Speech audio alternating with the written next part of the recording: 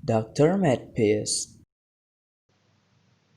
Baik, awal kalam, bismillahirrahmanirrahim. Assalamualaikum warahmatullahi wabarakatuh.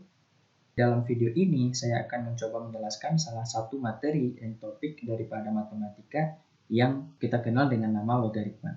Nah, dalam video ini, saya akan mencoba membahas tentang logaritma ini dimulai daripada definisinya, kemudian hal-hal yang penting lainnya, dan kemudian itu dilanjutkan dengan ditemukan oleh siapa, sifat-sifatnya, dan juga diakhiri dengan contoh soal. Nah, jadi untuk mempersingkat durasi, langsung aja kita masuk ke definisi daripada logaritma. Nah, sebelumnya kita udah ketahui bahwa dalam matematika itu banyak banget operasi-operasi yang mempunyai operasi kebalikannya, gitu ya. Nah, seperti adanya turunan, operasi kebalikannya itu atau juga yang disebut dengan inverse, itu adalah integral. Nah, kemudian operasi-operasi lainnya. Nah, tak terkecuali dengan logaritma. Nah, logaritma ini merupakan inverse ataupun kebalikan daripada operasi eksponen, gitu ya.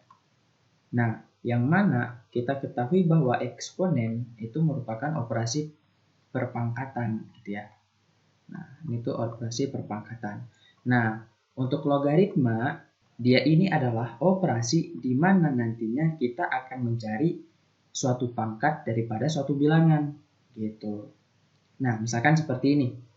Ya, misalkan 10 dipangkat 2 itu sama juga dengan 10 dikalikan dengan 10, nah sama juga dengan 100. Nah, misalkan juga 2 dipangkat 3 itu sama juga dengan 2 dikali 2 dikali 2 yang sama juga dengan 8. Nah, makna faktor yang berada di atas ini yang di pojok kanan itu adalah merupakan faktor di mana menyatakan bahwa bilangan yang berada di bawahnya ini dikalikan secara berulang sebesar faktornya ini. Nah, secara gampangnya bisa dikatakan seperti itu. Nah, misalkan nih 10 dipangkat 2, nah berarti 10-nya itu dikalikan berulang sebanyak 2 kali. Nah, 2 pangkat 3 itu berarti 2-nya itu dikalikan berulang sebanyak 3 kali gitu.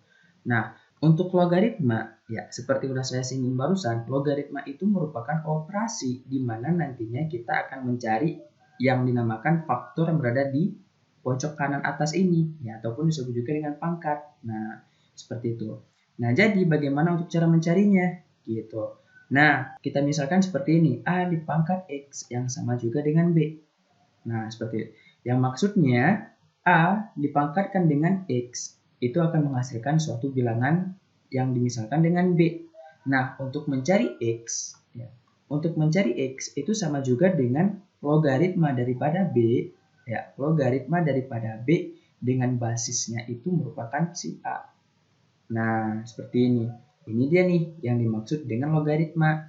Nah, jika ditulis definisinya itu adalah sebagai berikut.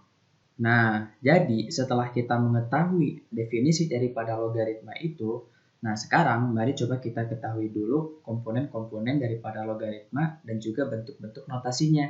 Gitu. Nah, yang pertama ya kita ketahui bahwa tadi untuk bentuk notasi daripada logaritma itu adalah seperti ini gitu ya. A log B yang sama juga dengan X, yang dimana ini X ini itu merupakan yang kita tanyakan ataupun pangkat yang kita cari gitu ya. Nah, untuk komponen daripada logaritma itu sendiri, yang A itu disebut juga dengan basis logaritma. Nah, untuk yang B, dia itu disebut juga dengan numerus logaritma. Nah, dengan syarat-syarat daripada komponen logaritma itu sendiri adalah sebagai berikut. Nah, ini dia nih syarat-syarat daripada komponen-komponen logaritma, yang dimana basisnya itu, yaitu harus besar daripada 0 dan nggak boleh sama dengan 1. Gitu ya. Nah, untuk numerus, itu syaratnya adalah Harus lebih besar dari 0. Nah, kemudian kita lanjut ke bentuk-bentuk notasi daripada logaritma. Nah, barusan tadi udah kita ketahui bahwa notasinya itu adalah yang pertama A log B. Nah, yang seperti ini. Yang udah lazim kita ketahui dan juga udah kita lihat di buku-buku dan juga literatur-literatur yang kita dapatkan di SMP dan juga di SMA. Nah, kemudian ada juga dengan notasi yang seperti ini gitu ya. Nah, kalau ditanyakan apa sih perbedaan daripada notasi ini dan juga notasi ini? sebenarnya itu sama aja gitu ya. Ini itu sama aja, cuma cara penulisannya aja yang berbeda gitu. Nah, kemudian just for your information aja, misalkan ada ditulis seperti ini. Ya, ada kurung, kadang ada juga yang nggak ada kurungnya.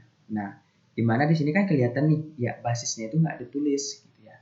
Nah, kalau yang ketemu seperti ini, itu tuh jangan panik dan juga jangan takut gitu. Ya karena kenapa? Ya, jika bentuk notasinya yang udah seperti ini, alias basisnya itu nggak kelihatan, nggak ditulis gitu ya. Nah, itu bermakna basis daripada logaritma ini itu udah pasti 10 gitu. Nah, karena kenapa? Ya, sesuai dengan kesepakatan daripada matematikawan, 10 itu dijadikan sebagai basis elementer ataupun basis standar daripada operasi logaritma. Nah, setelah kita mengetahui definisi dan juga komponen serta syarat daripada komponen-komponen dan juga notasi logaritma, nah sekarang kita masuk ke bagian ya logaritma itu ditemukan oleh siapa sih? Nah, logaritma ya pertama sekali itu ditemukan oleh matematikawan Skotlandia yang bernama John Napier. Nah, John Napier ini karena kontribusinya dalam logaritma dalam menemukan operasi basic daripada logaritma, nah beliau itu dijuluki sebagai bapak logaritma. Ya, beliau ini berkebangsaan Skotlandia. Nah, setelah basic daripada logaritma ini ditemukan oleh John Napier, kemudian dikembangkan oleh matematikawan-matematikawan lainnya, yang salah satunya itu adalah matematikawan yang paling ternama pada masa itu ya, pada abad ke-16, asal Inggris yang bernama Henry Briggs. Nah, kontribusi besar daripada Henry Briggs ini terhadap logaritma gitu ya. Nah, beliau ini adalah yang merumuskan logaritma berbasis 10. Nah, seperti yang sudah kita bahas di belakang tadi. Nah, selain daripada John Napier yang merupakan penemu basic logaritma yang kemudian dikembangkan oleh Henry Briggs, logaritma juga dikembangkan oleh matematikawan-matematikawan lain yang beberapa di antaranya itu adalah Edmund Ganter dan juga William Alford. Nah, setelah kita mengetahui tentang logaritma itu ditemukan oleh siapa, nah sekarang mari kita masuk ke sifat-sifat logaritma. Baik, sedikit sebelum kita masuk ke sifat-sifat logaritma, ada baiknya dulu kita ketahui dua buah identitas penting daripada logaritma. Nah, identitas yang pertama itu adalah dinyatakan seperti ini ya, A log A yang sama juga dengan 1. Nah, kenapa seperti ini? Nah, kita ketahui tadi bahwa A di pangkat X yang sama juga dengan B. Maka X itu sama juga dengan A log B. Nah, untuk kita mengetahui apakah ini benar atau tidak, atau juga ingin membuktikannya secara singkat, ya bisa langsung aja gitu. Ya dengan cara ya A log A ini kita nyatakan dia ke dalam bentuk perpangkatan ya seperti yang ini nih. Nah, maka jadinya A log A yang sama juga dengan 1, maka A yang sama juga dengan A di pangkat 1 yang sama juga dengan A. Nah, yang berarti adalah A log A, di mana basis dan juga numerusnya itu merupakan suatu ekspresi ataupun kuantitas yang sama, maka itu hasilnya adalah 1. Gitu. Nah, untuk yang kedua nih, A log 1, ya A log 1 itu sama juga dengan 0. Nah, jika kita nyatakan dalam bentuk yang seperti ini, itu adalah A di pangkat 0, yang sama juga dengan 1. Setiap bilangan ketika pangkatnya itu adalah 0 gitu ya. Nah, maka itu sama juga dengan 1, yang sama juga dengan 1. Ya, identitas ini gunanya menyatakan bahwa jika suatu logaritma yang menjadi numerusnya itu adalah 1, tidak peduli berapapun besarnya si basis ini, maka itu hasilnya adalah tetap sama dengan 0 gitu. Nah, sekarang mari kita masuk ke sifat-sifat logaritma dan juga pembuktian daripada sifat-sifat tersebut yang akan saya tampilkan dalam bentuk slide agar lebih mudah untuk kalian pahami.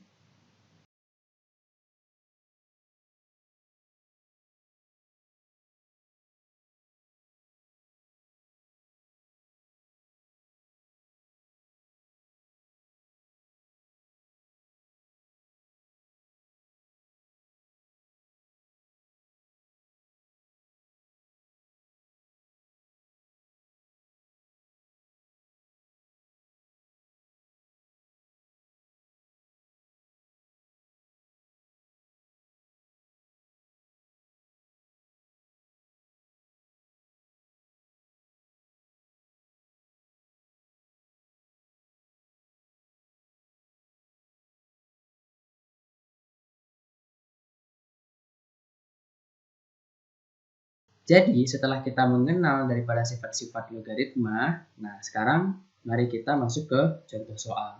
Nah di sini sudah saya siapkan dua buah contoh soal yang mana relate dan juga berhubungan banget dengan sifat-sifat daripada logaritma yang udah kita pelajari barusan. Nah jadi langsung aja kita masuk ke pembahasannya untuk nomor 1. Nah, untuk soal yang nomor 1 ya, kita itu bisa menggunakan sifat-sifat contohnya seperti sifat yang pertama, sifat yang kedua, bahkan sifat yang ketiga juga bisa kita gunakan di sini. Karena dalam satu soal ini tuh kita bisa menggunakan banyak sifat daripada logaritma. Nah, jadi langsung aja kita selesaikan. Kita tulis ulang dulu soalnya. Nah, yang perlu kita perhatikan pertama bahwa 25 ini bisa kita nyatakan dalam bilangan kuadratik yaitu 5 di pangkat 2 gitu ya.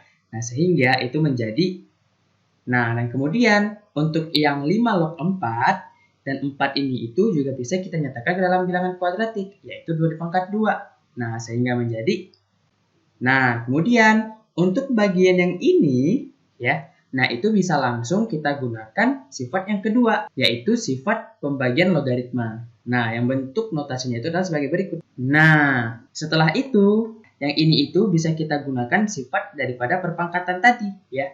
2 log 5 kuadrat sama juga dengan 2 dikalikan dengan 2 log 5 dikalikan dengan 5 log 2 kuadrat itu sama juga dengan 2 dikalikan dengan 5 log 2. Nah, ditambah 2 log 6 per 3. 6 per 3 itu adalah 2. Sehingga ini jadinya adalah 2 log 2. Nah, kemudian untuk yang bagian ekspresi yang ini tuh ya, kita keluarkan si konstantanya gitu ya. Nah, ini 2 nih. Nah, ini jadinya adalah 2 dikali 2 itu adalah 4 gitu ya. Nah, dikalikan dengan 2 log 5 dikalikan dengan 5 log 2 ditambah dengan 2 log 2 itu adalah 1. Nah, kita udah tahu tadi dari identitas gitu ya. Nah, sehingga kita udah kelihatan nih yang ini tuh bisa langsung kita gunakan sifat daripada basis dan juga numerus yang sama. Nah, sehingga itu jadinya adalah 4 dikalikan dengan 2 log 5 dikalikan 5 log 2. Itu adalah 2 log 2. Nah, ditambahkan dengan 1. Nah, 2 log 2 itu adalah 1. Nah, sehingga 4 dikali 1 adalah 4 ditambahkan dengan 1. Yang sama juga dengan 5. Nah, jawaban nomor 1 itu adalah 5. Nah, kemudian untuk soal nomor 2 nih. Nah, soal nomor 2 ini paling easy banget gitu ya.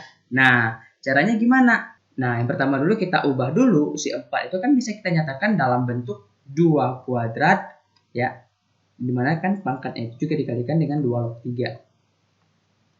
Nah, dengan menggunakan sifat eksponen tentang perpangkatan, yang mana A di pangkat M dikalikan dengan N, dipangkatkan N gitu ya. Nah, itu sama juga dengan A di pangkat M dikalikan dengan N. Nah, sehingga ini jadinya adalah 2 dikalikan dengan 2 log 3.